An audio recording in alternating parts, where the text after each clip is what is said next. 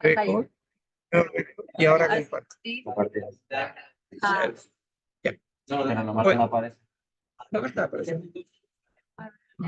Una tecla. No, Entonces, no aparece. Ah, es esta. Sí. F5.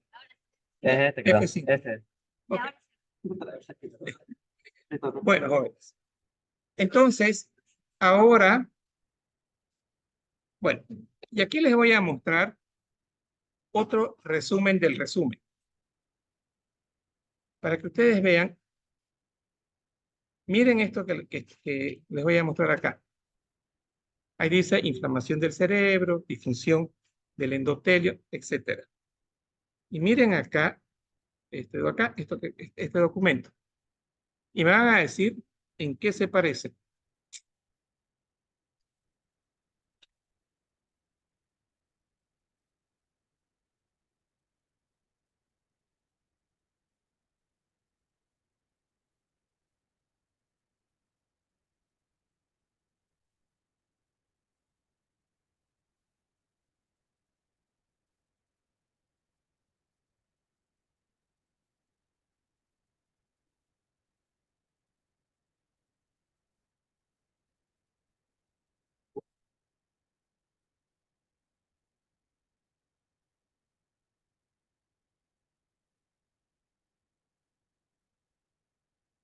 ¿Está bajando?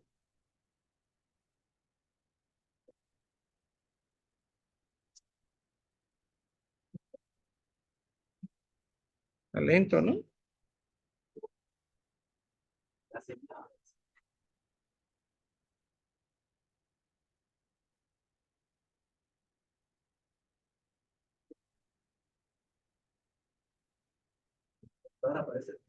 No.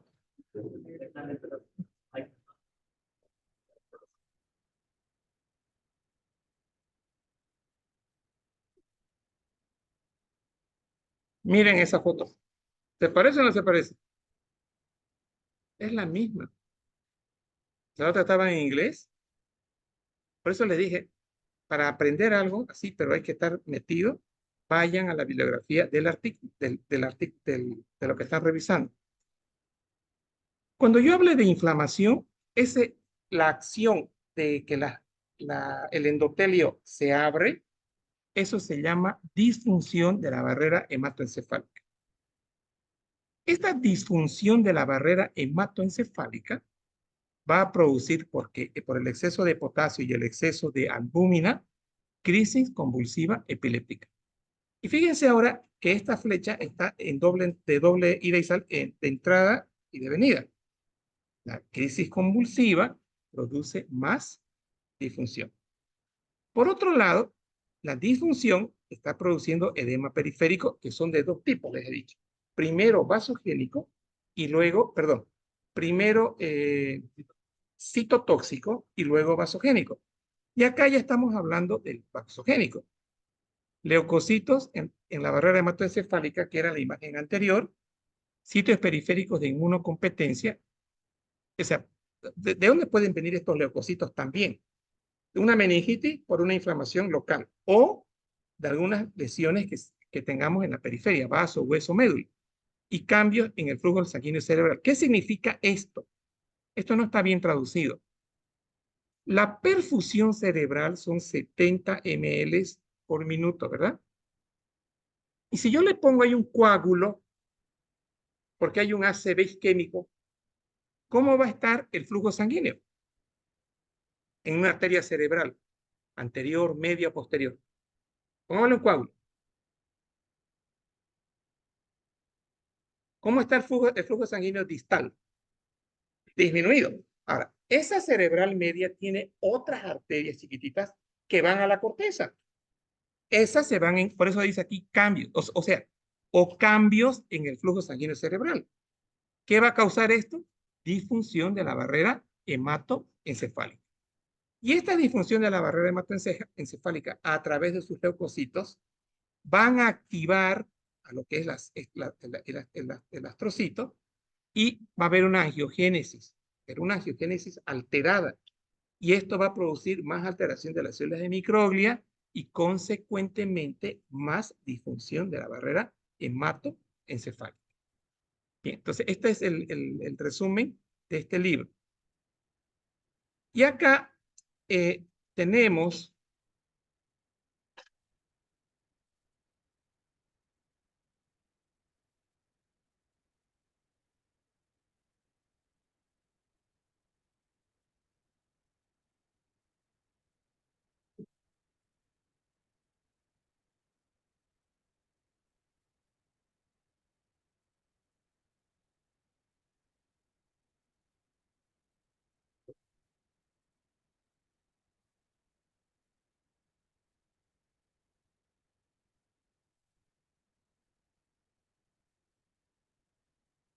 ya.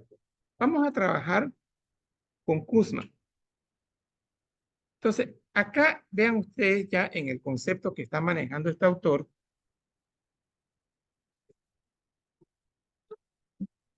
Primero definiremos el concepto de qué es una epilepsia. El cerebro es un órgano cuyo funcionamiento depende principalmente de la generación de impulsos eléctricos, sí, a nivel de la neurona. Acá las preguntas falsas, ¿cuál va a ser? Las células de microglia no despolarizan, ¿no? La que despolariza es la neurona, pero el que causa el daño a la neurona por el exceso de potasio y albúmina es las células de microglia. Pero el donde se lleva a cabo los potenciales de acción es en la neurona. ¿Que permiten la comunicación entre células y células? Sí, esto es algo básico de fisiología. Estas moléculas generan respuestas de distintos tipos en la célula a las que impactan. Esta es una situación, es fácil de imaginar que muchas alteraciones, tanto sistémicas como locales, pueden provocar anormalidades. ¿Cuáles son las locales? TEC, tromboembolismo, digo, un ACV isquémico, tumores. A eso se está refiriendo como locales y sistémicas a infecciones generalizadas, a pacientes que tengan hiponatremia severa, a pacientes que tengan el amonio alto. Todo esto puede causar convulsiones. Entonces, cualquier alteración, tanto sistémica como local, pueden afectar a la corteza cerebral, que según la magnitud pueden llegar a producir manifestaciones clínicas. Crisis epiléptica son las manifestaciones clínicas derivadas de las descargas neuronales, o sea, esas descargas repetitivas de la corteza. Eso me va a generar una manifestación clínica que puede ser crisis convulsiva generalizada, localizada. Esos serían los dos ejemplos más clásicos, o las crisis de ausencia. Dice patologías excesivas e hipersincrónicas que abarcan un número anormalmente grande de neuronas. Este tipo de respuesta cerebral puede deberse a alteraciones en todo orden. Aquí está. Metabólicas sería sodio bajo, eh, mm, amonio alto, tóxicas. En tóxicas son los pacientes que están alcoholizados, los pacientes que reciben cocaína. Anóxicas, los pacientes que han hecho casi ahorcamiento. Entonces, básicamente, las metabólicas son las que más nosotros vemos. Pueden ser, miren, aquí lo insiste, miren, traumáticas, los TEC, o vasculares o tumorales. Y pueden ser lesiones transitorias, es decir, no se vuelven a presentar una vez retirado el estímulo. Señores, les doy un ejemplo. Una paciente que yo le hice seguimiento por varios años, la estaba tratando por un dolor neuropático y por un dolor también de tipo real. Y esta señora de la noche a la mañana convulsiona y hace déficit motor del lado izquierdo. Y convulsiona focalizado, todo el brazo y la pierna izquierda. Se le hizo tomografía, no había nada. Se hizo electroencefalograma, crisis convulsiva. La glicemia de la señora, 600. O sea, estaba debutando con un cuadro hiperosmolar. Ese cuadro hiperosmolar fue el que dañó el intersticio, causó edema, y si hay edema, hay crisis convulsivas. Entonces, y acá dice, en cuyo caso hablamos de crisis epilépticas reactivas, en este caso a la hiperglicemia. Hay crisis epilépticas reactivas a la hipoglicemia.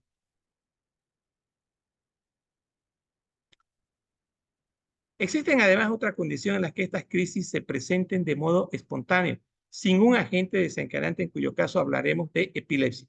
Se pueden generar porque existen un tejido que favorece zonas epileptógenas o porque las redes neuronales tienen intrínsecamente anormalidades eléctricas. La epilepsia es, por tanto, una condición crónica que puede estar determinada genéticamente o puede ser adquirida por la ocurrencia de lesiones estructurales. La palabra lesiones estructurales para referirme a una lesión de la corteza. Ejemplo, lo que les dije, malformaciones congénitas, un ACV isquémico, un ACV hemorrágico, un tumor. En este último caso, hay de base un tejido normal que se transforma en epileptógeno. ¿Recuerdan esta imagen del tumor que les vi? Entonces, esto es lo que está causando. ¿Qué es epileptogénesis? Proceso que transforma un tejido normal en uno hiperexcitable.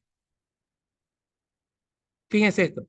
O con zonas epileptógenas. O sea, génesis es inicio de, ¿no? Entonces, una parte del cerebro, de la corteza, que va a generar un tejido que se va a despolarizar exageradamente en crisis. Esta despolarización, eso va a ser una epileptogénesis. O ya tener un foco epileptógeno y de allí que salgan las despolarizaciones. En el complejo de redes neuronales que componen el cerebro, esquemáticamente se pueden distinguir circuitos que inducen actividad neuronal excitatoria y otros que producen inhibición. De esto, la verdad, muy poco en la teoría sobre las neuronas excitatorias y las inhibitorias. Estas inhibitorias generalmente son dos neuronas grandotas que están interconectadas por una segunda, las interneuronas. Esta interneurona es la que tiene el rol de ser inhibitoria. De un modo muy general, se puede decir que la excitación neuronal se produce mediante la activación de receptores, o sea, hay glutamato con sus respectivos receptores para que ingrese sodio. Aquí fíjense que en la lectura que hicieron de los anticonvulsivantes, leyeron GABA. Y el GABA es el que produce el ingreso de cloro. Entonces tengo los glutamatos que favorecen el ingreso de sodio, despolarización, y los GABA que son hiperpolarizantes, o sea, que tienden a que no se llegue al umbral de despolarización. ¿Cuáles eran el mejor antiepiléptico? Topiramato. ¿Por qué? Porque bloquea glutamato, aumenta GABA y interactúa sobre potasio. Las neuronas corticales que se proyectan a círculos distales son habitualmente excitatorias, mientras aquellas que conectan neuronas del mismo círculo son denominadas inhibitorias. Si ustedes se fijan, hasta aquí no dice mucho, ¿no? No hay mucha esencia hasta acá.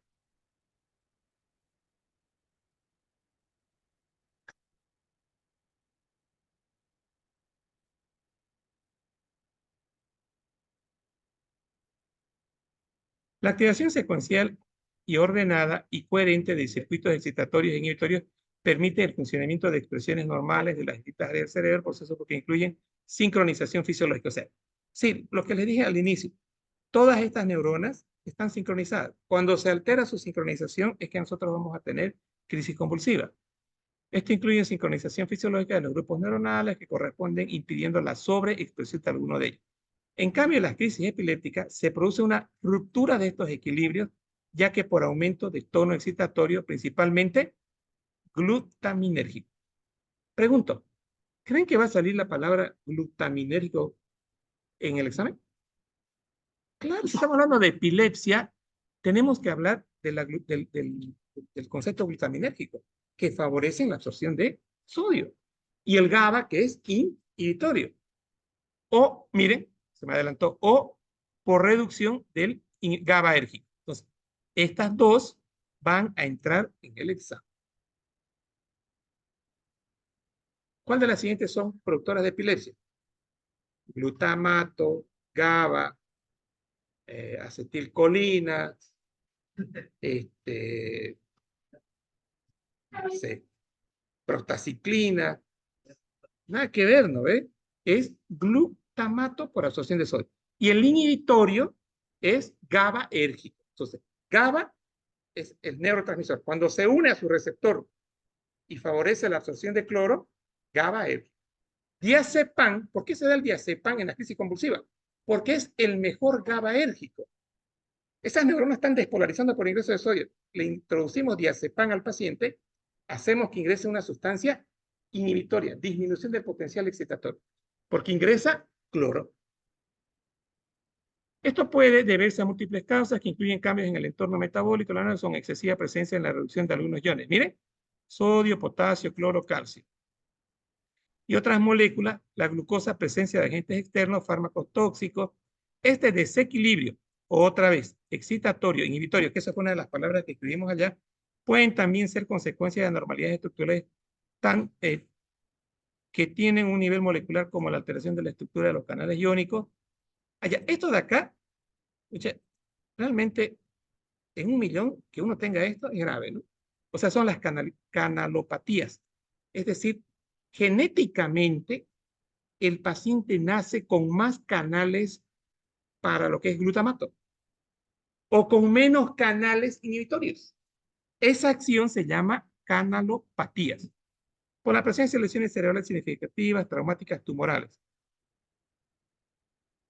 que llevan por distintos mecanismos una alteración en los circuitos neuronales, aumentarlos el tono excitatorio o reduciendo el inhibitorio.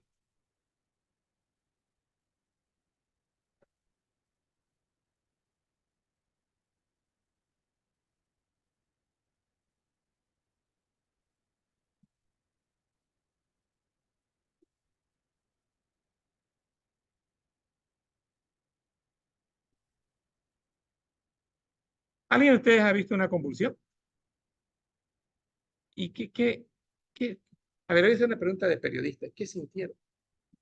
Está el cuchillo. ¿Y usted sintió el cuchillo, señora? Verídica.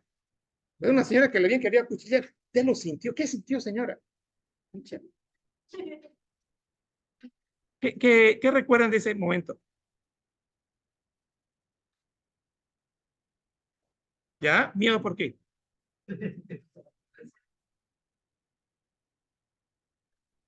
Es feo. El estado convulsivo asusta, especialmente a la familia. Ustedes ven convulsionar a una persona 10 segundos, la familia dice que convulsionó 2 minutos. Es horrible. Y se muere en la lengua. En el examen físico, por favor, aparte del estado posictal, que es esa alteración del estado eh, vigil, véanle la lengua. Si el paciente está con la lengua mordida en la parte lateral, esa es una convulsión que el paciente realmente tuvo. Se muerde en la lengua. Crisis generalizada se caracteriza por excitabilidad. Aquí está. ¿Qué es una crisis generalizada de la que estábamos hablando? Excitabilidad que comprende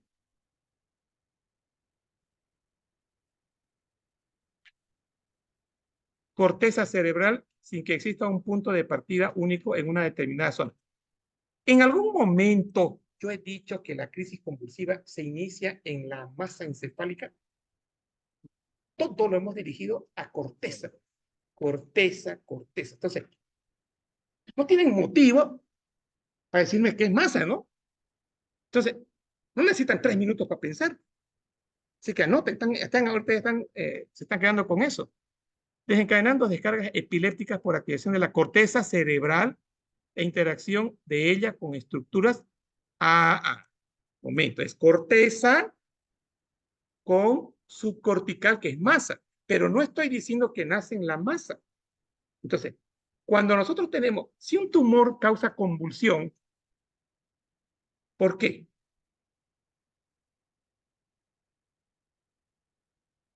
O sea, si un tumor, como este paciente de acá, señores, ¿se han tomado el tiempito de mirar esta foto?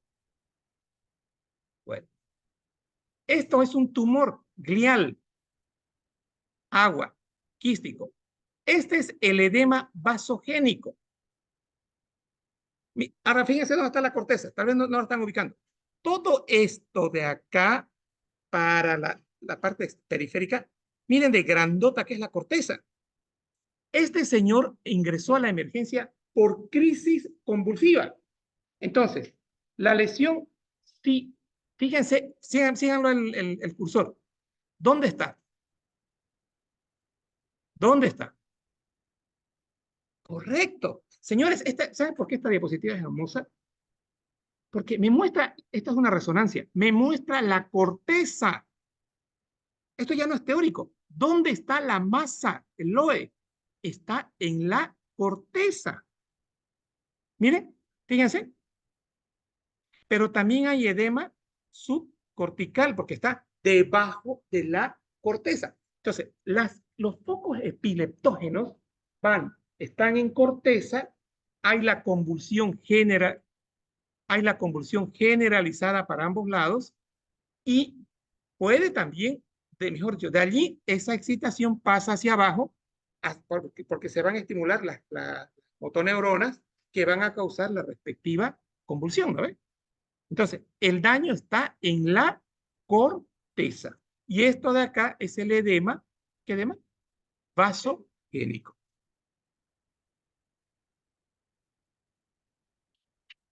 Oye, estas fotos son pensando en ustedes. O sea, lo hago pensando en ustedes. Porque yo soy un convencido de que para aprender hay que ver ciertas cosas, que no pueden ser muy teóricas. Entonces, si ustedes no pueden tener el acceso al estudio, uno tiene que traérselos. ¿Qué dice acá? Lo anterior era generalizada, ¿no? Se caracteriza por la presencia, miren esto, un foco, no es todo. Acá, ¿qué dice acá? Entonces, viene la diferencia. Toda la corteza. Este señor empezó en un foco, pero despolarizó toda la corteza y tuvo las convulsiones tónico-clónicas. Esa es una crisis generalizada. La señora que les comenté hizo una crisis convulsiva del lado izquierdo. Fue focalizado. La señora con hiperglicemia. Entonces, en las focales, perdón, en las crisis focales o parciales, se caracteriza de una zona o foco epileptógeno que sistemáticamente genera igual descargas hipersincrónicas patológicas. Por este hecho tendrán como manifestación clínica una disfunción neurológica particular que depende del sitio en el que se ubica el foco. Depende, ¿no? Si es el foco temporal, va a tener problemas para hablar, se va a olvidar de hablar en ese momento. Si es la corteza frontal, va a tener crisis convulsiva tónico-clónicas. Por este hecho, tendrán como manifestación clínica una disfunción neurológica particular que depende del sitio que se ubica en este foco, pudiendo entonces ser los síntomas de inicio de las crisis de índole motor, como la señora esta que les comenté, sensitivo, sensitivo para decir, sentir sensaciones raras en el cuerpo, o visuales, si se está despolarizando la corteza occipital, o auditiva, si estoy en el lóbulo temporal. Olfatorio. Yo tuve una paciente, ¿sabe qué, doctor? Huelo a caca. Me huelo a caca. El motivo de consulta era eso. Hay una chica estudiante como ustedes, muy aplicada, una chica de su casa, todo lo que ustedes quieran. Me siento mal, doctor, y no estoy loca. ¿Por qué me costó hacer esto? Porque en esa época no manejaba yo estos conceptos que son las crisis epilépticas de tipo del centro olfatorio. Se hizo una resonancia y se hizo también un estudio para epilepsia, de electroencefalograma, y sí se evidencia. La chica recibió tratamiento con el neurólogo, la vio el neurólogo y se acabaron sus problemas. Las crisis epilépticas focales pueden limitarse a las vecindades del foco epiléptico, pero en ocasiones pueden producir compromisos de toda la corteza, llevando a la presentación de crisis generalizada, denominada en este caso crisis focales secundarias generalizadas. Ya, es la excepción, ¿no? Una focal se puede hacer generalizada, pero la regla focal es focal.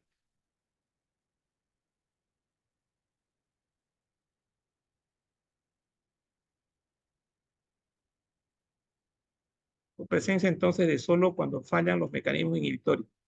y necesariamente implican participación de las neuronas normales, es decir, aquellas que en otra situación no producen postdescolarización.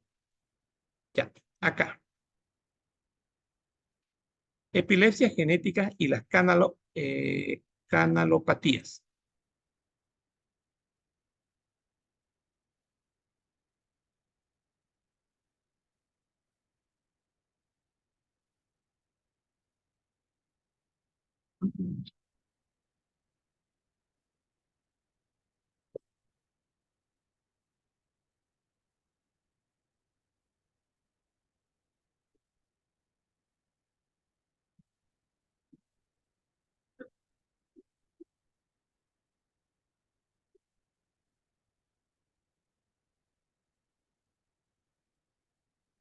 Antes de pasar, les voy a mostrar cómo es el edema vasogénico en T2 y,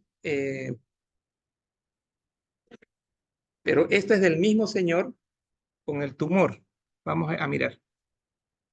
Entonces, aquí está. Miren.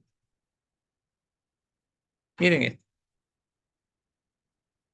Corteza, ¿no? Esto blanco, que lo vieron negro hace rato, es agua, es líquido. La resonancia tiene un botoncito que dice T1, T2, flyer. Uno pone T2, lo blanco, lo negro, o sea, es para apreciar todo lo que es líquido. Entonces aquí está, blanco. Esto es edema vasogénico. Ahí está, edema vasogénico. Eso es de todo lo que hemos hablado también en esta clase en particular. Meningitis, edema vasogénico. Tumores, edema vasogénico. Pacientes con, ¿qué se llama esta enfermedad? Toxoplasmosis, edema vasogénico.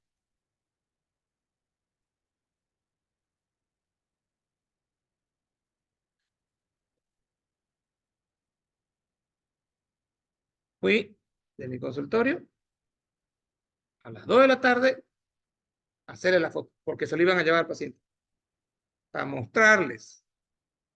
Entonces, así como yo me preocupé, tengo el derecho de preguntarles, ¿no? Bueno, y no digan que no se les enseñó. Fotitos de negritas, blanquitas, con corteza, con todo. Bueno, pero existe la posibilidad que de los 80 o 30 alumnos, 50 alumnos que hay acá, uno no sepa. Ya. Pero 49, edema vasogénico.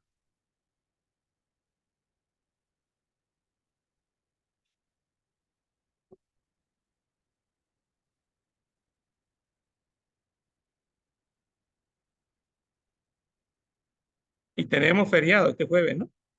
Sí. El día del profe, creo. Bueno.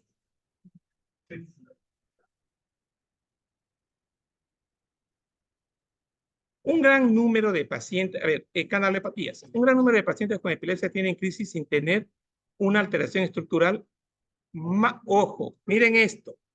Ya, para esto no necesitan ser genios. Solo tomar atención.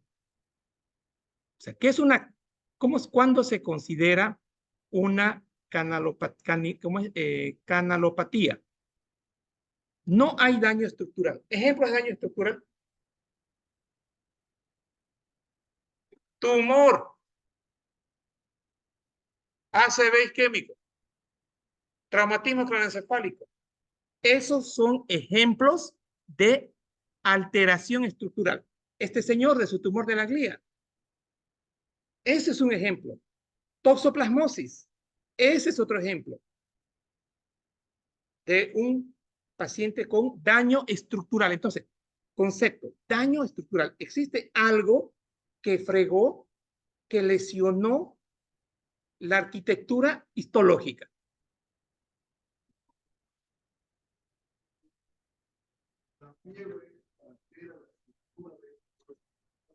No, la fiebre es funcional. Bien, respuesta. A ver, hay 40 alumnos que le van a responder. Ya, escuche, yo le voy a ayudar, yo le voy a ayudar. Leucocitosis. Se las voy a hacer la película. Leucocitosis. Niño de 2 años con leucocitosis. 40 de temperatura. Inflamación. ¿Cuál es la película completa? El paciente tiene una infección, hay leucocitosis periférica, llegan a la corteza, llegan a la barrera hematoencefálica, los leucocitos, brotan las moléculas de adhesión celular y empieza ese aumento de permeabilidad, hay salida de albúmina, aumento del potasio, aumento del glutamato, y el paciente hace un foco epileptógeno y se generaliza. Esa es la explicación. No es que la fiebre, escuchen esto, la fiebre en sí, no, la fiebre es un indicador de que el paciente está con una infección fuerte. Entonces, una infección causa un proceso inflamatorio periférico, pero que también puede llegar al cerebro, más asociado a meningitis. Pero hay fiebres que no hacen meningitis, que por la teoría de la inflamación se ven focos epileptógenos, se hacen focos epileptógenos.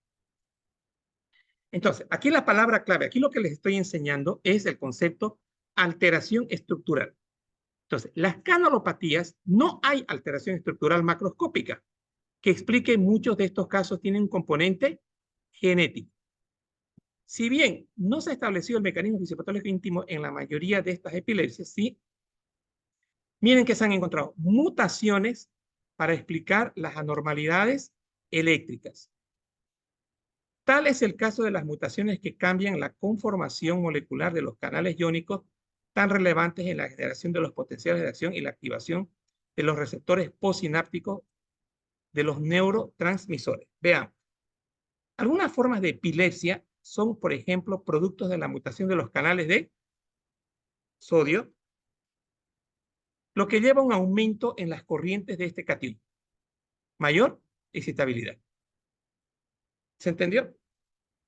O sea, si yo muto, si digamos, a ver, ¿qué es una mutación? Es cambiar el orden de la secuencia del ADN en una partecita. Esa secuencia del ADN es para sintetizar un canal de sodio. Si yo la altero esa secuencia, porque hay una mutación, se van a formar muchos canales de sodio que no estaban previstos. Por lo tanto, esta normalidad va a causar absorción de este catión y va a aumentar la excitabilidad de tipo neuronal. Ya. Cuando la alteración lleva a la pérdida completa de la función de este canal, la epilepsia suele ser, miren esto. O sea, es tanta la canalopatía, son tantos los canales de sodio que esa neurona va a estar hiperexcitable. Mientras que la pérdida de la funcionalidad del canal es solo parcial, la epilepsia suele ser benigna.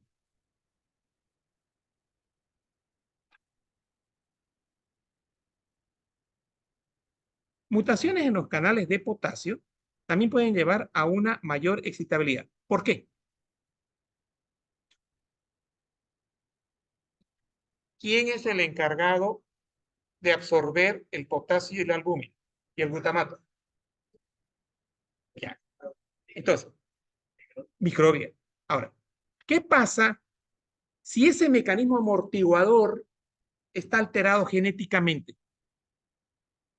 Aumentan los niveles de potasio. Ya. Pero por otro lado, una de las cosas que aprendí, esto lo aprendí recién, es de que tenemos canales específicos de potasio que son muy dependientes de la parte genética. Si esa cantidad de canales de potasio aumenta, no va a pasar nada porque vamos a tener es un sistema de amortiguación. El problema está cuando el potasio, que es carga positiva, ingresa a la neurona. Entonces ahí se produce despolarización. El amortiguador no es la neurona, por eso les dije tengan cuidado en el concepto. El amortiguador son las células de microglia. O sea, son las células de microglia las que tienen que absorber el exceso de potasio. Pero en este caso hay una canalopatía que está haciendo que la célula, que la neurona tenga mucho ingreso de carga positiva como potasio. En otros casos, la mutación se produce en los receptores de los neurotransmisores, así la mutación de los receptores nicotínicos tienen acetilcolina, lo que hace más sensible a la estimulación y por ende generan mayor respuesta excitatoria.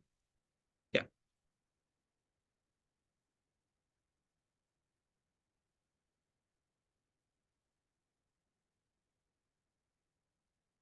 Está muy light la clase, ¿no? ¿Cómo están? La veo light yo.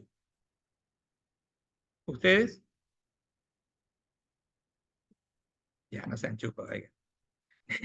No sé. Está light. Pero bueno, eso es lo que hay. Otros pacientes tienen cambios genéticamente determinados en receptores GABAérgicos con mayor expresión de ellos y la aparición de alteraciones clínicas en los que predominan los componentes inhibitorios, como por ejemplo una crisis de ausencia, lo que tenía el paciente, ¿no? Este paciente es como que no lo estuviera escuchando, se quedaba mirando. Ya después lo entendí, tenía muchas crisis así en el trabajo, que felizmente lo operaron y está bien el paciente ahora. Aunque los potenciales más que neuronas, participación de la glía. La glía es la zona de sostén, es el sostén del espacio de la masa encefálica, de la corteza. Aunque los potenciales despolarizantes paroxísticos son generados por las neuronas en la facilitación de su génesis, pueden estar involucradas en las células del parénquima cerebral, como las células gliales. Este señor, ¿qué tumor tenía? El que les mostré, de las gliales, ¿no? Era un tumor glial.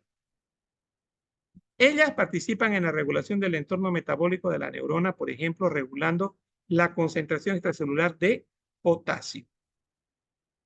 Pueden también regular las concentraciones sinápticas de neurotransmisores, particularmente glutamato, que es relevante por su potencial de contribución de hiperexcitabilidad. ¿Saben qué? Aquí está hablando del astrocito, definitivamente. Está hablando de la microglia acá. O sea, estas células gliales, dentro de ese intersticio está la microglia, porque está hablando de eso. ¿Qué es relevante en la contribución de la hiperexcitabilidad neuronal? Este neurotransmisor puede ser capturado por la glía en el canal sináptico. La glía, además, contribuye en la producción de factores inflamatorios que también facilitadores de hiperexcitabilidad. Entonces, prácticamente, fíjense, estamos hablando de la microglia. O sea, del astrocito, perdón. Estamos hablando del astrocito, que pierde su capacidad amortiguadora. Y aquí le han agregado, ¿dónde está? Esto lo mencioné, es productor de sustancias proinflamatorias. Bien, pero para que sea más fácil entender esto, aquí tengo lo siguiente y con eso ya acabamos la clase.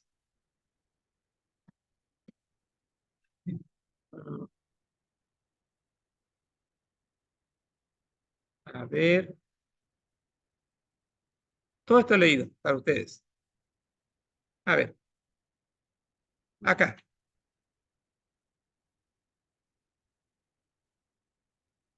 Este es todo el estudio que hicieron. Y acá,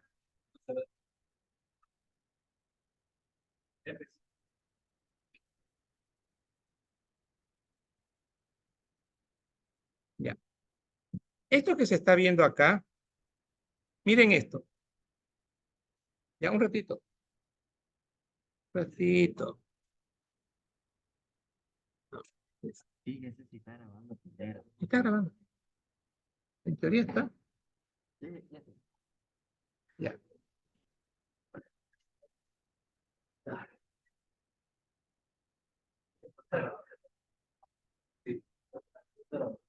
No está grabando, decía récord cuando empezamos. No, o sea, cuando se mueve el cable, voy a hacer zoom. Ah, ¿qué pasó ahora? Pero no, ahí, ¿Cómo saben? ahí se lo digo. ¿En qué parte arriba? Sí. Cuando sigue moviéndose esto, sale, aquí se Ya. va para acá. Ya. Entonces les decía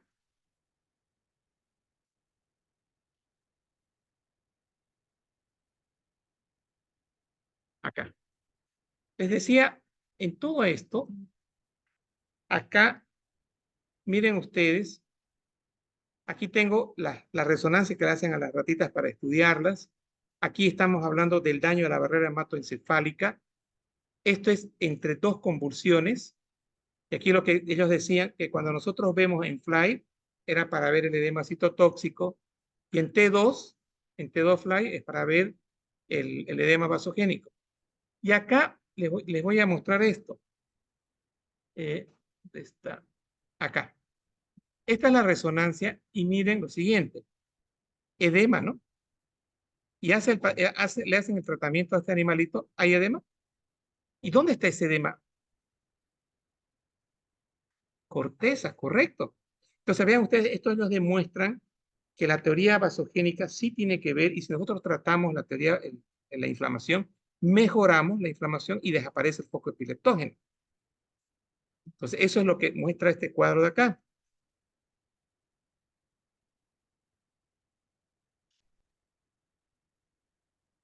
Y acá, lo que está mostrando, miren esto, todo esto que está mostrando estas flechas es la albúmina que está saliendo del ataque epiléptico. Acá, en pleno ataque, se ve cómo sale la albúmina. Luego tengo esto. Esto ya les mostré. Esto ya les mostré. Miren esto. Acá. Resulta de que aquí nosotros tenemos, lo dividimos en dos partes. Aquí tengo las preguntas que él me hizo. Presencia de leucocitos por una infección o por autoinmunidad. Este detalle es importante que también se lleve. ¿Qué significa autoinmunidad? Lupus. Hay pacientes con lupus que debutan su lupus por una convulsión. Entonces, ¿pero qué tiene que ver el lupus en la convulsión? Esto tiene que ver. En el lupus, nosotros tenemos un problema antígeno-anticuerpo, hipersensibilidad tipo 3. Tenemos leucocitos. Estos leucocitos llegan al cerebro, o este lupus, mejor dicho, se activan los leucocitos. Aquí se estaría activando las células de adhesión celular. Acá, las células moléculas de adhesión celular. Esto ya está causando la apertura de las células endoteliales y aquí hay la inflamación. Y miren, pasa la albúmina, la IG y también el glutamato. Y aquí está, miren, esta albúmina actúa sobre el astrocito y se va a producir un factor de crecimiento beta. Y ese factor de crecimiento beta, esta es la teoría, va a producir lesión de célula de microglia, o en este caso del astrocito también. Entonces, estas microglias y este astrocito que estaban programados para absorber potasio y glutamato no funcionan, y acá viene ahora ese círculo vicioso. Todo esto la inflamación causa excitabilidad, desarrollo de epilepsia, o sea, epilepsia más inflamación, más convulsión, más excitabilidad. Ahora, más excitabilidad, más convulsión, más inflamación. Entonces, miren acá, los pilares de la fisiopatología son, en la teoría de la inflamación, todo empieza con inflamación, esto lleva al foco epileptógeno y esto causa la despolarización de la corteza y convulsión. Pero también lo puedo decir así, no hay ningún problema. Y la otra parte, y siempre, miren, acá el astrocito liberando glutamato, y acá, esta es la otra parte que le da mucha importancia a este autor. Miren, dice acá, eventos que se inician en el cerebro. Estos son los otros eventos que habíamos mencionado, los TEC, los traumas, los ACV, los LOE. Estos, miren acá, ya tienen, por ser un LOE, ya están produciendo una zona epileptógena. Las neuronas, células gliales y las microglias responden a las convulsiones. Aquí está, miren. Aquí están las citocinas, las quimiosinas, el TNF, está el complemento, el COX, las moléculas de adhesión celular. Este es el autor que investigó todo esto. ¿Y qué hacen estos? En la neurona, miren, y en las células de la glía, miren lo que hacen. Todas estas sustancias actúan en el ADN de la neurona o de la glía y ¿qué producen? Factor nuclear kappa B, que es un potente proinflamatorio que genera angiogénesis defectuosa. Y aquí lo que les decía, esta angiogénesis defectuosa va a ser de esta glía, la va a dañar a la glía y desarrollo de epilepsia. Entonces, eso es el resumen, digamos, de lo que es la epilepsia. Y con esto se acaba la clase. Esto es lo que van a ver ustedes alguna vez cuando estén rotando por pediatría. La crisis epiléptica, deben 2 minutitos y se van. La crisis epiléptica, acá, acá, se caracteriza, son muy breves, habitualmente de segundos a pocos minutos, lo que se debe a que, al igual que lo que ocurre en el cambio despolarizante paroxístico de las descargas inter, los mecanismos inhibitorios contienen, ya. Por eso son breves. Hay GABAérgico. En ocasiones se presentan crisis subintrantes o en extremo prolongadas, casi permanentes. Ojo, estamos hablando de algo más serio. Ya no duran segundos. Condición que se le denomina estatus epiléptico. Este cuadro no corresponde a una simple reiteración de los mismos mecanismos fisiopatológicos que producen una crisis aislada, sino que corresponde a una condición distinta más allá que han fallado los mecanismos inhibitorios. O sea, lo normal era crisis convulsiva, activación de mecanismo inhibitorio, ¿cierto? Eso es lo normal. En el estatus epiléptico hay una falla del GABAérgico, hay una falla de cloro. Se producen múltiples cambios que, miren esto, que perpetúan el fenómeno. Lo más importante son a nivel de la expresión de receptores de neurotransmisores, así por ejemplo los receptores GABAérgicos. Miren, ¿qué dice ahí? Se reducen. O sea, la pregunta es, ¿por qué hay crisis epiléptica? ¿Por qué este ser humano tiene menos receptores GABAérgicos? Entonces, esto ya lo convierte en estatus epiléptico. De masiva actividad excitatoria, lo que va acompañado de un aumento en la expresión de receptores glutaminérgicos. O sea, miren, hay mucho receptor glutaminérgico. ¿Qué significa la palabra expresión?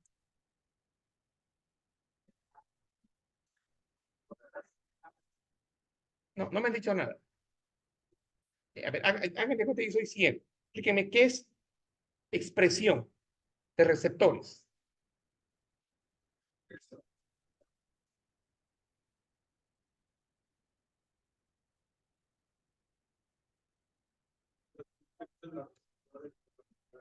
Exacto. Es esto de aquí, de adentro, sale un receptor, se forma un receptor. ¿Por qué se forma? Porque en ese momento se activa el ADN, RNA mensajero, y se produce una proteína. Cuando esa proteína brota hacia afuera, decimos se expresa. Entonces, la expresión de receptores GABAérgicos cae, que son inhibitorios, y aumentan la expresión de los receptores glutaminérgicos. Producto de la masiva actividad excitatoria, lo que va acompañado de un aumento de miren, de la expresión de receptores glutaminérgicos. Esto puede llevar a que los fármacos empleados para aumentar la inhibición o reducir la excitación no presentan el efecto esperado. Estos cambios se producen en corto tiempo, incluso en minutos.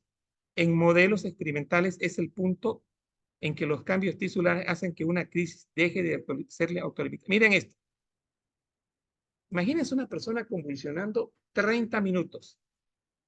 El incremento excitatorio, principalmente glutaminérgico, produce daño celular por la masiva entrada de calcio a la célula, lo que puede llevar incluso a la grave, a la muerte neuronal. Señores, para terminar la clase, estatus epiléptico es algo grave. Es una convulsión tras otra convulsión. Descansa un ratito, otra convulsión. Y termina, imagínense lo que va a pasar con su paciente. Está entrando el calcio, más convulsión. Y no me gusta esta parte que dice muerte neuronal. Y si hay muerte neuronal, foco epileptógeno.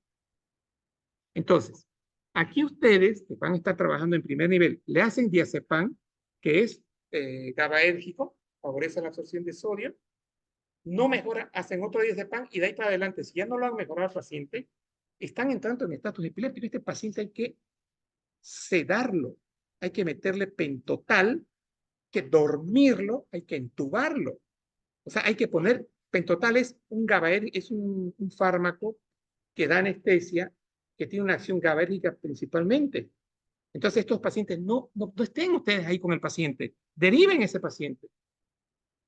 Pero acá viene un problema. No hay cama. Está todo lleno.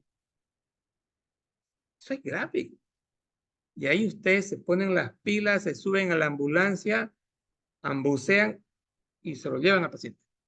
Y ahí va a salir un médico ogro. No hay cámaras. ¿Cómo usted va a venir así? Doctor, este paciente está grave, está en estatus epiléptico.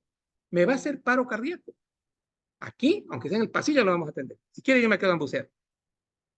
Porque es un paciente que se puede morir en ese estatus epiléptico. Entonces, eso les digo porque ustedes mañana ya van a estar trabajando. Si ven en fisiopato, van a estar trabajando. ¿Listo? Pero ¿saben de qué estoy seguro? Segurísimo. Todos de aquí van a egresar. ¿Cuándo? No sé, pero todos van a egresar. Señores, es que es verdad, el alumno que llegó a tercer año ingresa. Mecanismo para egresar. Sudar harto, estudiar harto y vencer la materia. Plan A. Plan B. Se cambian de grupo. Buscan online. No sé cuál, no quiero dar nombre. Online. O si no, si es tanta su suerte usted y se toma un examen online, ahí casi todos sacan buena nota. Son misteriosos ahí. Eso tengo que estudiar. Alumnos que han sacado malísima nota en el transcurso de toda la evolución, de repente se hacen genios. Tienen 2 parciales con nota de reprobación baja, estoy hablando de 30 sobre 100, y misteriosamente sacan 60, 70 en el tercer parcial. El final, ni que se diga, de las 30 preguntas, 28 responden. Y llaman por teléfono y dicen, doctor, esa pregunta tiene usted que corregirla. Se hacen genios. O sea, ese mecanismo de cómo llegan a la genialidad, eso no lo sé. Es producto para estudio. Pero me han contado que hacen entre 5 o 6 personas, le pagan a un alumno, le pagan al alumno y empiezan a hacer el examen. Me han dicho, no sé si eso es cierto, eso todavía son mitos urbanos. Mitos urbanos. ¿Me ayudan? ¿Cómo salgo de acá? ¿Qué hago? Póngale stop. Ya. Ya. Ahora, espera un rato. Ahí. Ahí mismo. Ahí.